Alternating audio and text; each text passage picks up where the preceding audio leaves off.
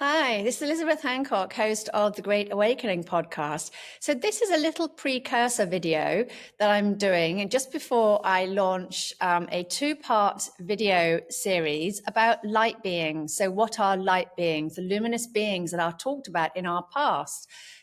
And this precursor video is going to be looking at light beings in the past and light beings now. And this is because, as you probably know, I also teach intuitive development. And of course, the subject of spirit guides comes up an awful lot. For some time now, I have felt that there is nothing new under the sun. So that's why when I'm exploring the ancient texts or the indigenous tribal accounts, these sorts of things, I'm always looking for signs of things that are still happening in our modern day. And that's when I saw the link between the pagan entities and what we call spirit guides. So as I talk about in my second book, Human Origins, the Multiverse and Our Star Ancestry, what I think were called entities or gods in the past are actually what we would today call trans-dimensional beings or even plasma beings. Plasma, in my mind, seems to be a way for different beings to be either invisible or not invisible because it consists of 4 states of matter. So we have solid, liquid, gas, and invisible. If we also consider Carl Jung's archetypal theory, this also looks suspiciously like what we would call spirit guides today. So what are these? Well, I rather like David Bohm's description of what these entities could be. He talks about them being real entities, but in deeper levels of existence. So essentially in a deeper level of existence to the one that we are in. However, it seems to me from all of my research that these entities or gods or whatever that they were called in the past were actually physical beings. They lived amongst us. They lived on this planet. I think we shared this planet with many, many different species and races, of which I think we are a culmination of all of these different species and races. Although they have now been sort of relegated to myth and legend and fantasy, I think that we can see that these entities were real, live, physical beings. So, and this is where we move into paganism. So paganism is the original religion, if you like. We didn't have religion. Religion is a man-made concept. But we had spirituality. And I think spirituality, for my mind, is multidimensional living and being, if you like. And the fact that we live in a multidimensional multiverse, and we are sharing this multiverse with many, many different beings and entities. And these different beings and entities live in other dimensions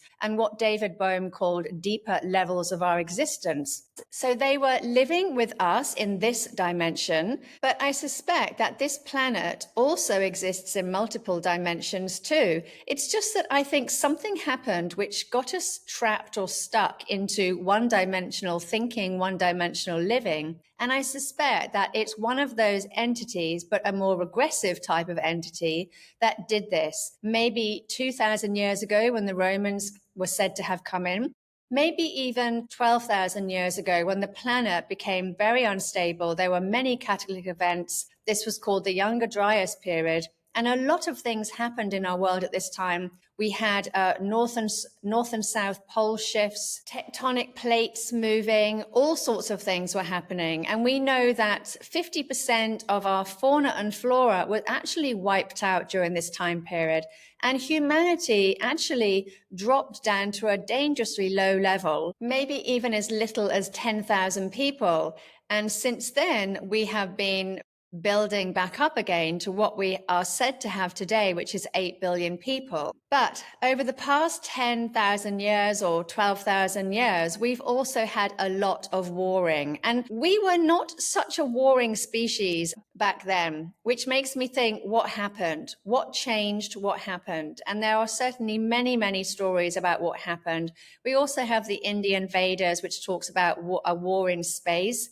And I think when we talk about a war in space, we're thinking about maybe craft, spacecraft, Venamas, these sorts of things going on up above us. So what was going on then? The old religions, the paganism, covers so many different cultures, and we can see that it was a normal part of their everyday existence to be worshipping the gods, as they called them. We can see from our ancient texts and the Sumerian tablets that these gods were not always particularly helpful to humanity, but they possessed advanced knowledge and obviously knew how to bend or work with the laws of nature, as we can see in so many of our indigenous tribes. But we can see that this was a time period where there were many advanced people living on this planet alongside a less advanced people. However, as each indigenous tribe talks about and how the beginnings of each culture began, the first bloodline of theirs was said to be between two gods or between a god and a human,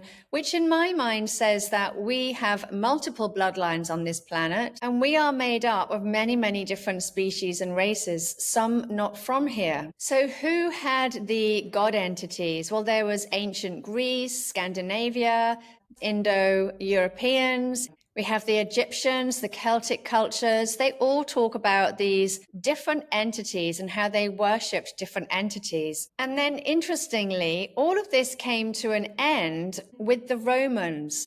So the Romans, they changed the names of the Greek gods to the planets, essentially, and then named them after themselves as well. And during this time, they then changed Christianity into what was originally Gnosticism into a more ego-dominant or egocentric religion, which then led into the Church of Rome. And as we know, as they sort of edited and cobbled together various books and different stories to create this sort of book, and they included Jesus in all of this as well, which we can see with the New Testament. So nobody really quite knows who Jesus was, but maybe he was also one of these entities, a higher dimensional, trans-dimensional being.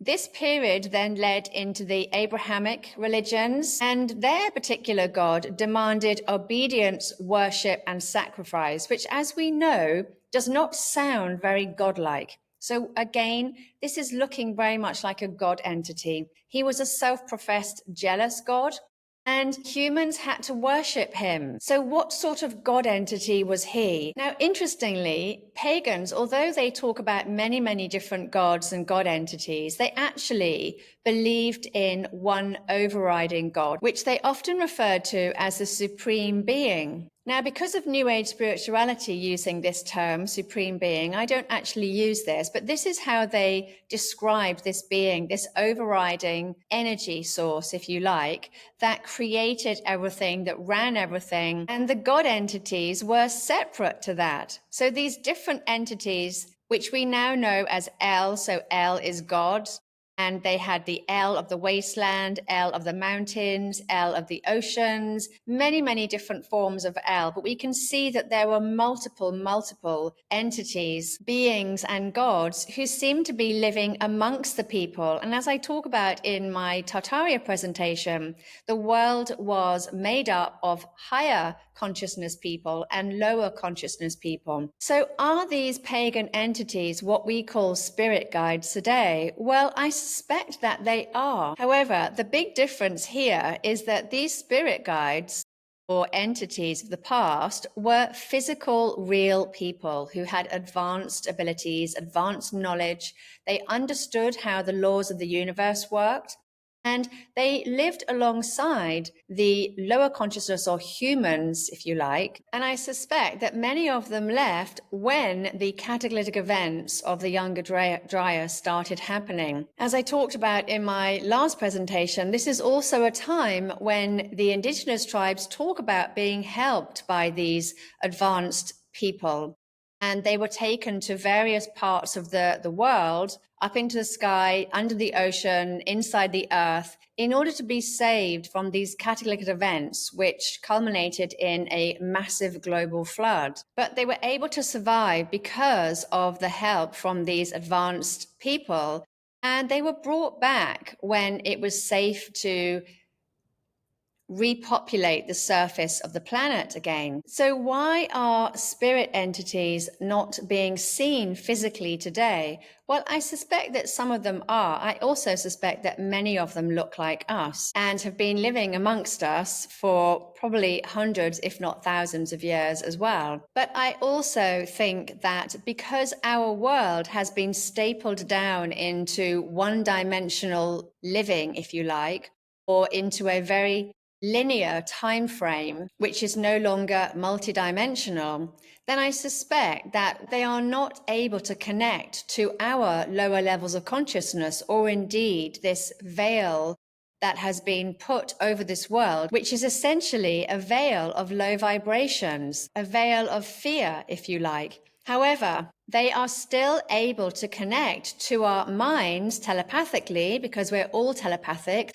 They are able to connect to our minds telepathically because we are connected to them through our DNA. And for some time, I have thought that everything is to do with our DNA, because I find it so fascinating that our governments, or the people in charge of this world, do not seem to know who or what our DNA is. Now, why is this exactly? Why is it that our DNA is of so much interest to our supposed governments and world leaders? Well, is it because they invaded here a few hundred years ago and they have no idea who we are as a species? Or is it because our DNA is rapidly changing and they can't keep up with it? They're trying to understand which bloodlines we come from, where we come from, and what we're doing here. And in the meantime, the various different bloodlines are busy having many telepathic conversations with what we would call spirit guides, or maybe archetypes, as Carl Jung would say, that are giving information to us in a way that the governments have no control over. Well, yes, I would say that the governments have little control over what information we are receiving from these so-called spirit guides, who are most likely our ancestors. And that is why the CIA created programs, frequency programs, mind control programs, which they've been working on for 60, 70 years. They've created these programs to interfere with the telepathic broadcasts that we are receiving from our ancestors who live in other dimensions, essentially. And these world governments are doing everything in their power to block these broadcasts. And the various people who are currently controlling our world are connected to the God entities from the Abrahamic religions, of which they call them Yahweh, Satan, Lucifer, whoever it may be. These are often referred to as being the three Sumerian gods, Enlil, Enki, and Marduk. They are worshipping these particular god entities and have been for some time in order to access more power. But again, it goes back to the pagan entities of our past that we see coming up. These entities, it means that they have never left. They have always been here, but they are currently of a lower vibration. And then we got trapped into linear one-dimensional thinking, of which the Romans seem to be the end part of that. We can see that the Romans are still in charge and control today. And so many of the elites or the royal families can trace their lines back to Julius Caesar. So what we call the Abrahamic religions, if you like, are essentially one God wanting more power. So before that, the entities, the pagan entities, were all being worshipped, various different gods, which I do not believe that humans should have been worshipping these gods in the first place. We shouldn't worship anything that is outside of ourselves, which is essentially what Jesus was trying to teach us. However, I also know from listening to stories about when white people discover various hidden tribes or lost tribes in the Amazon, that artifacts that they would leave behind, these indigenous tribes start to worship these artifacts, start to copy the clothing of the Westerners who discovered them, and essentially start to treat them as gods. So I can see that this idea behind seeing advanced people with advanced technology, advanced knowledge as being the gods is something that we possibly have been doing on this planet for a long time.